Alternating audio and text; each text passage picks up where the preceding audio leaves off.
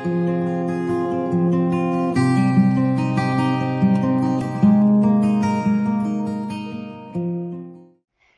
everybody, I told you yesterday that I was going to be doing a video called Love Wonder Read Wednesdays. And this is something that I want to try just so that I can get a little bit better communication between you all, the readers, and me, so that I am a little bit more in touch with what you are looking for in the books that you read. Now, I did bring up something that I wanted to talk about. If you are not in Bethany Turner's The Book Club Closest to My House Facebook group, you really should be. She does these once a month Facebook Lives where she just talks to us about anything and everything. And at some point, the movie Up Close and Personal got brought up. And here's the problem. Bethany does not like that movie. And it's one of my favorites. And so I wanted to tell you and Bethany why Up Close and Personal was indeed a good movie. First of all, this was Michelle Pfeiffer in her prime. And Robert Redford, no one's ever going to complain about having Robert Redford in a movie. Now, I get what you're saying. The ending, it almost played out like two different movies. Bethany said she didn't like the movie because it didn't know what it wanted to be. And I'll agree to a certain extent. It needed to be cut off at a certain point, because it does take a slightly sad turn towards the end. I won't give away what happens in it if, you're planning on watching it 25 years later. But yes, it really needed to end once she came out of that prison and they had that Celine Dion song playing and she came up and she had survived this big ordeal. So yes, I absolutely agree that maybe it should have ended differently. But you also had that scene where she's in the stadium and Robert Redford wants her to overcome her biggest fear, which was, I guess, singing? I don't know. And she sang that awful rendition of The Impossible Dream. And I also didn't like that because we all know that Michelle Pfeiffer is a great singer because she sang Cool Rider in Grease 2. And it was fantastic.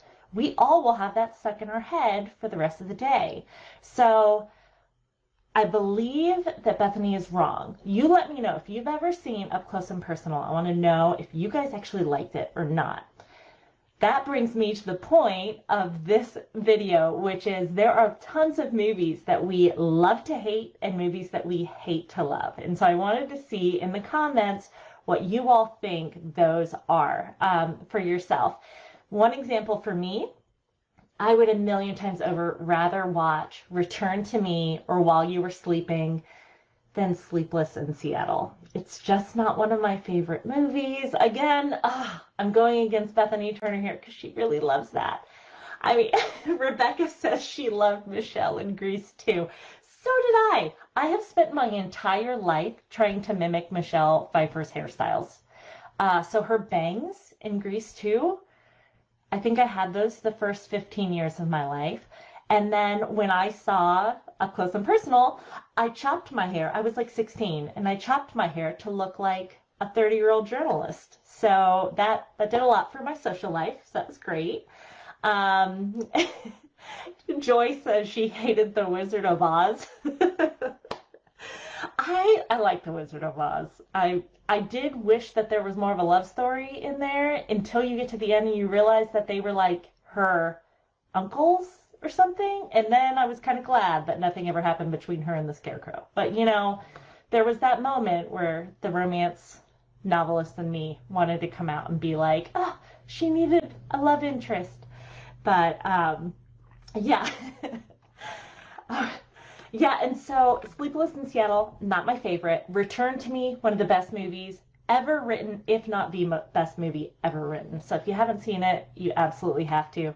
And then in The Notebook, Lon was much better than Noah. I mean, maybe not for Allie, because Allie deserved Noah, and Noah deserved Allie. Lon deserved better than both of them. Bethany and I are actually planning a movie watch party where we're going to watch The Notebook because there's a lot of strong opinions about The Notebook, aren't there? You either loved that movie or you hated that movie. So that'll be fun for us to watch at some point. I think it's October 17th is when we're planning on having that movie night. We actually are talking right now in the Facebook group, A Most Storied Romance. We have a little poll going. And the poll, you might appreciate this, especially if you liked the movie while you were sleeping. We are getting ready to watch a movie together, Pride and Prejudice, the 2005 version, which in my opinion is the best version. And we're having a poll right now over in that group that if you had to marry one of these four, which one would you choose? Would it be Mr. Collins from Pride and Prejudice? Would it be Joe Jr. from While You Were Sleeping? Would it be Screech from Saved by the Bell? Or my personal favorite, MC Scat Cat from Paula Abdul's Opposites Attract video? So I want to hear what you all have to say, which one of those you would choose. Finally, I wanted to tell you a little bit about what's going on in my writing world. I'm mailing a bunch of giveaways today.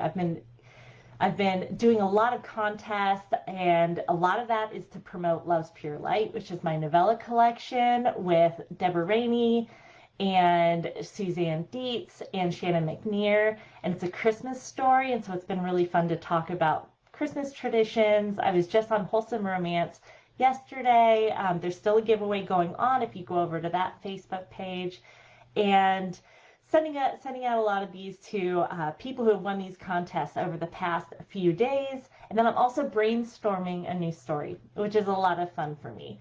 Another question that you could help me out with in the comments is I am writing a very quirky character for the first time.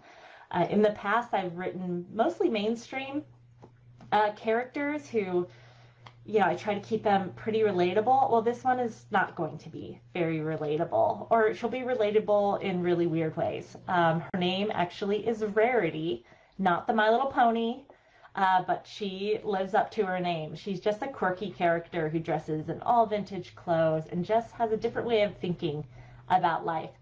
So if you have any ideas for any quirks she can have, share them with me. I would love to hear them.